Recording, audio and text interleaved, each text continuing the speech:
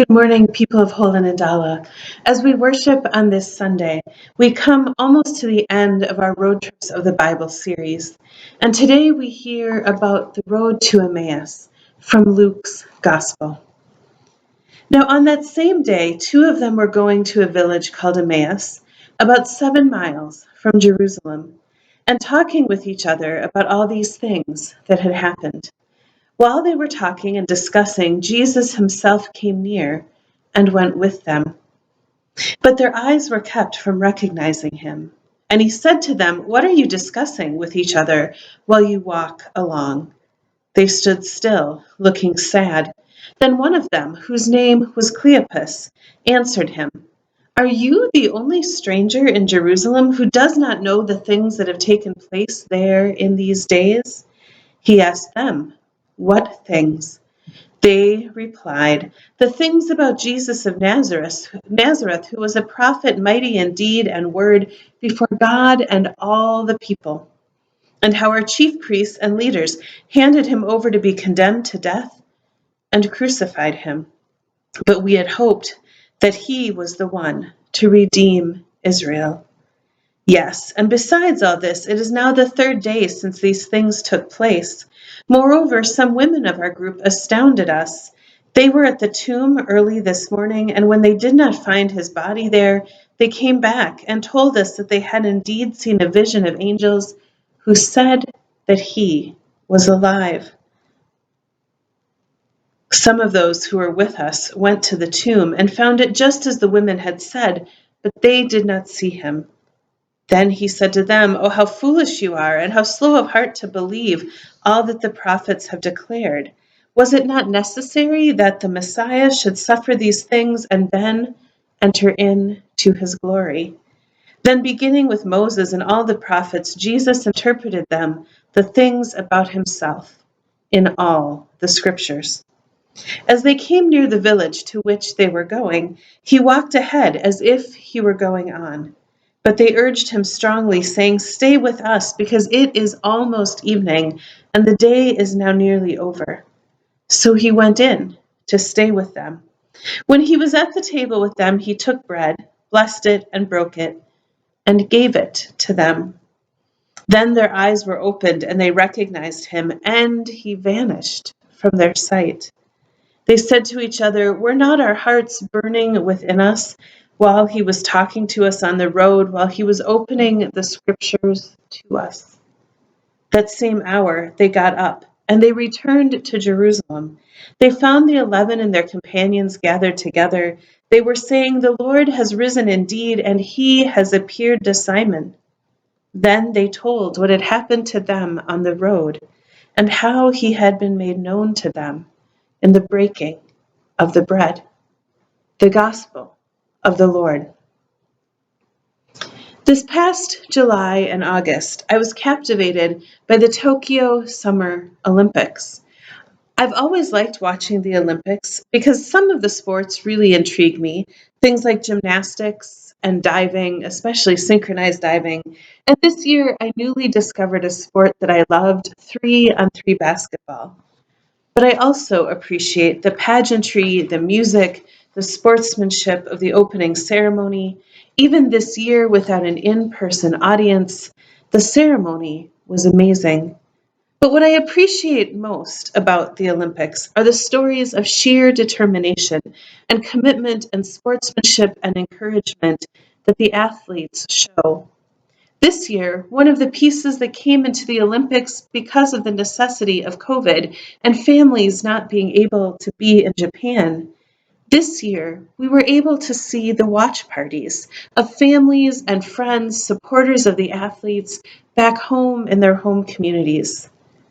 We had a bird's eye view as families gathered, as athletes competed, and we could see their families and friends in cruise terminals and homes and gyms gathered to watch their loved one as they competed thousands of miles away. You could see the excitement, the suspense, the worry, the joy of those who were gathered there together cheering on their loved athlete in the competition. Two of those watch parties stuck with me, even since the Olympics have been over. The first was a watch party for a 17-year-old from Alaska named Lydia Jacoby as she won her gold medal in the breaststroke, and her fans were gathered in a cruise terminal in Alaska. Wearing masks, they were jumping up and down and cheering as she won that gold medal. I also remember the watch party for Suni Lee from Minnesota as she won the women's all-around gold medal in gymnastics.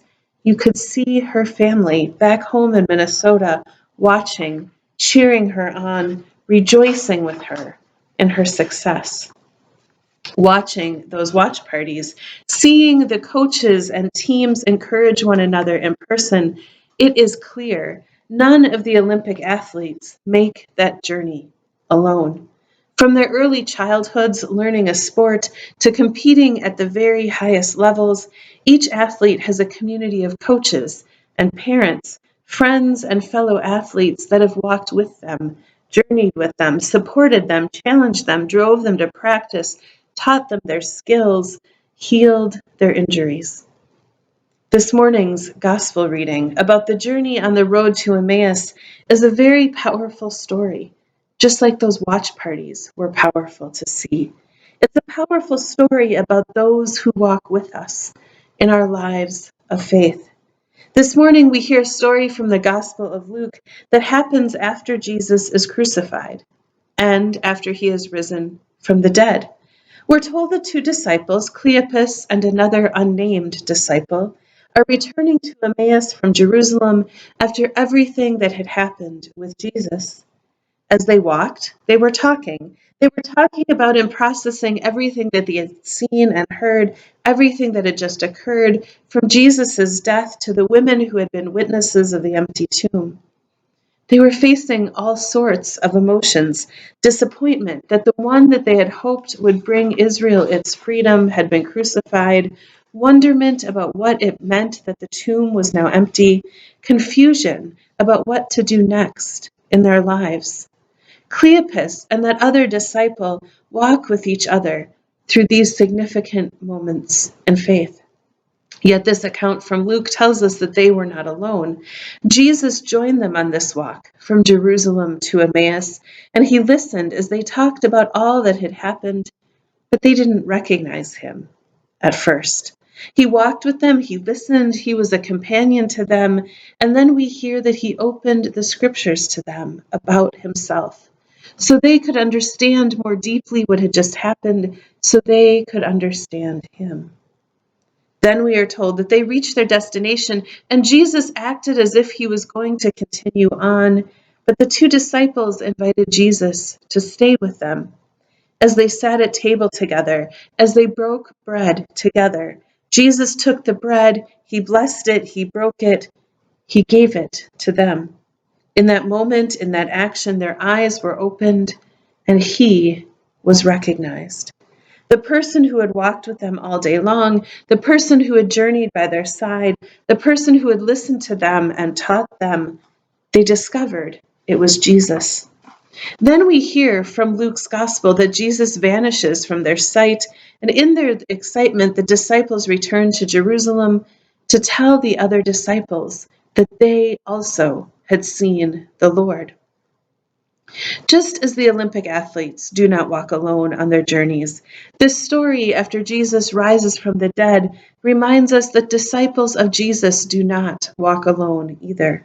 We also need companions in our journeys of faith. We need other people of faith to walk with us, to talk with us, to share our questions and discoveries with. We need people who can hear our disappointments and questions our hopes, our joys, and our sorrows.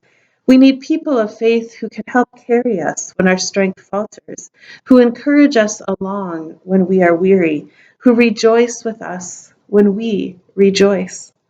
This is who we as Christians are to the world and to each other. This is who God calls us to be here at Holden and Dala, people who walk together in faith, supporting each other, encouraging each other, bearing each other's burdens, companions on the road with each other. So this morning, take some time to consider, who are those people in your life who have been walking companions for you?